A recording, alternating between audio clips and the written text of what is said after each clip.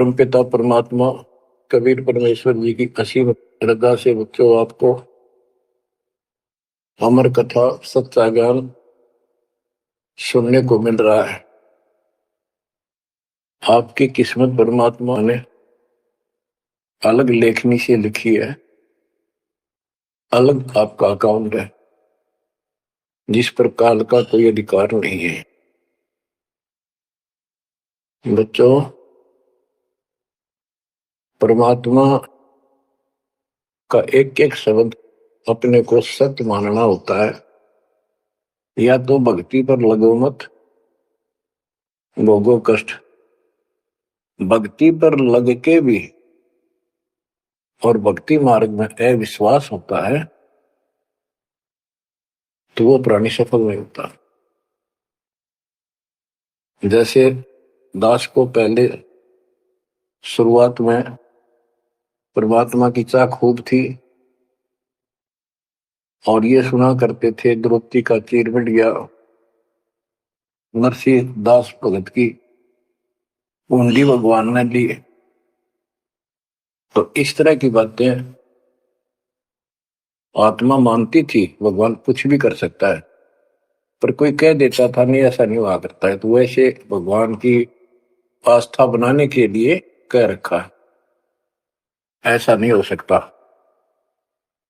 तो मन ये भी मान लेता था कि ऐसा ना होगा, पर भगवान तो है। केवल इतना मानकर भक्ति कर रहे थे, दीक्षा भी ले ली थी और फिर परमात्मा ने ऐसा अजब गजब किया, वो सारी शंका मिटा दी। लोहे की जाड़ी को 1 फुट से ज्यादा बढ़ा दिया और दोनों को बढ़ा दिया 1 कोटि। तो बच्चों, विश्वास बहुत जरूरी है। जैसे आपको उदाहरण दिया जाता है सत्संग के माध्यम से। एक गांव के बाहर 2 साधक साधना कर रहे थे। एक 40 साल से बैठा था, आयु 60 के आसपास हो चुकी थी। दूसरा 4 वर्ष से साधना करने लगा था, वो भी घर त्याग कर बाहर आश्रम बना रखा था। तो बच्चों, वैसे तो साधना दोनों की ही शास्त्र विरुद्ध थी। पिछले संस्कार से प्रेरणा इतनी प्रबल हो जाती है कि आत्मा भगवान की तरफ तड़प जाती है, उसको खोज के लिए निकल पड़ती है और जैसा कोई मार्गदर्शन मिलता है उसी अनुसार अपना सारा जीवन कुर्बान कर देती है। उससे उसका कुछ तप बन जाता है और कुछ सिद्धियां आनी शुरू हो जाती हैं। उससे उसका वह बोलबाला हो जाता है। फिर उसकी मृत्यु के बाद वह एक यादगार बना दी जाती है। वो नरभाग आप तो नरक में गया, आने वाले उस गांव की कई पीढ़ियों को भी नरक भेजने का सामान तैयार कर गया। आने वाली पीढ़ियां उसी को मत्था टेक टेक उस कब्र पे, उसकी मूर्ति पे और अपनी मनोकामना पूर्ण करवाती है। होता किससे का कुछ नहीं, पर वह भावना बन जाए, देखा देखा वैसे सूत बैठ जाए, दाव लग जाए। स्वाभाविक जो भक्ति ना करते उनका भी हो जाता, वो तो उसका संस्कार होता था और वो नियमित उसका कर देते थे। हम भी ऐसे ही थे। अब बताना चाहता दास, फिर भी विश्वास बहुत काम करता है। भगवान उसके नंबर देता है अलग से, तो उसकी भक्ति में आस्था अगले जन्म में बनी रहती है। इस तरह की क्रियाओं से जो आस्तिक और नास्तिक दोनों क्रिया करता है, वो घर का रहता है ना घाट का।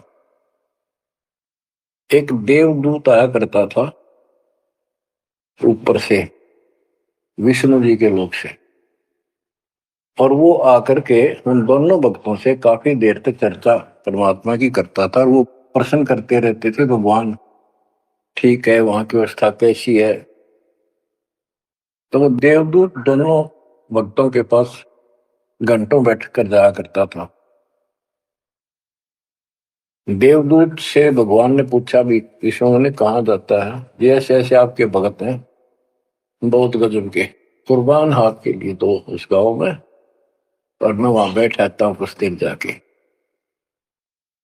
तो आपके ऊपर तो कुर्बान है। तो विष्णु जी बोले फिर मैं भगत तो एक है, एक तो वैसे टाइम पास कर रहा है। देवदूत बोला जी वो होगा जो 40 साल से आपके लिए कुर्बान घर छोड़ के आया। तो भगवान बोले ना, दूसरा कि 4 साल से बैठा है वो भगत है, उसको मुझ पर विश्वास है और बड़े को विश्वास नहीं है। ये बात उस देवदूत का गले नहीं उतरा, ये तो हो ही नहीं सकता। तो भगवान ने समझ लिया कि देवदूत को विश्वास नहीं मेरी बात पे। तो विष्णु जी बोले भाई एक काम करना देवदूत, आज तू लेट जाना समय से, बस जिस समय जाता है, और फिर वो पूछेंगे कारण लेट होने का, तो उनको फिर ऐसे बताना कि आज भगवान ने समय दे रखा था कि दोपहर को सुई के नक्के में के सुराख में हाथी निकाल लेगा भगवान, और कहना कि मैं उसको देखने के लिए रुक गया, और भगवान ने हाथी उस सुई के नक्के में के निकाल दिया। वो इसी तरह किया, देवदूत पहले उसके पास गया, बड़े के पास, क्योंकि उसको भरम था। तो विष्णु जी ने कहा था फिर ये देखना वो कौन क्या प्रक्रिया करता है, तुझे स्वयं फैसला हो जाएगा भगत कौन है। देवदूत उस बड़े के पास गया, उसने भी ये जाते कारण पूछा कि क्या बात देवता से लेट हो गए, आपकी बहुत इंतजार थी और आपके साथ बैठकर भगवान की चर्चा करते थे, अच्छा समय व्यतीत होता था, क्या बात होगी, क्या कारण हो गया लेट हो गया बस। देवदूत ने वही बताया कि आज दोपहर को भगवान ने एक लीला करनी थी, वो देख कर आया। तो भगत बोला क्या लीला की, कि कमाल कर दिया भाई, हद कर दी। भगवान ने एक हाथी को सुई के नक्के में निकाल दिया, इसको देख कर आया मैंने, इसको देखने के लिए रुका था। भगत बोला 40 साल वाला देवदूत देवता इसी झूठ बोल किसे गद्दत जा, ये कभी हो सकता है? सुई के नक्के में का हाथी निकल जा, क्यों झूठ बोल रहा है? देवता होकर ऐसी बात कर रहा था। तो उस देवदूत के होश उठ गए, उसके सारे अनुभव फेल हो गया। तो भगवान ठीक कह के थे तो कति डांगर है, जब इसको इतना विश्वास नहीं भगवान कुछ नहीं कर सकता, तेरे जैसा घसियारा है, फिर भक्ति क्यों कर रहा है? देवदूत उठ कर चल पड़ा, फिर वो 4 साल वाले के पास गया। उसने सोचा यूं तो हमारा धमका दे मेरे को, गुस्से होएगा, इसको तो ज्ञान ही कुछ नहीं होगा अभी तक। तो उस 4 साल वाले ने भी, भगत ने पूछा देवदूत तो लेट हो गए, आपके आने की बड़ी इंतजार रहती थी, आज तो सोच लिया था शायद नहीं आएंगे, क्या काम हो गया ऐसा कोई, हमें भी बताओ। देवदूत बोला भाई ये बताऊं, झूठ में कह नहीं सकता और सच्ची की शेखर गला उतरती नहीं। भगत बोला बताओ तो सही क्या बात है। क्या दोपहर को भगवान ने एक लीला करनी थी, मैं उसको देखने के लिए रुक गया। क्या लीला थी? देवदूत बोला सुई के नक्के में गए भगवान ने हाथी निकालना था। भगत बोला फिर क्या हो गया? तो निकाल दिया, कमाल कर दिया। बोला बस भगवान निकाल दे, सारी पृथ्वी ने धरती ने सुई के नक्के में गए, आप हाथी में आश्चर्य कर रहे हो?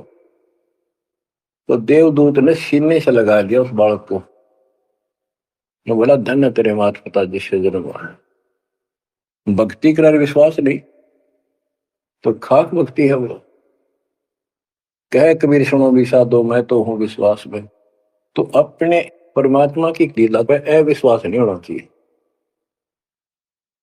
और ये धीरे धीरे आपके साथ भी परमात्मा ऐसी लीला करते रहेंगे और कर भी दी होगी, और ना भी हो तो इतने सारे प्रमाण दिए जाते हैं, विश्वास कर लेना,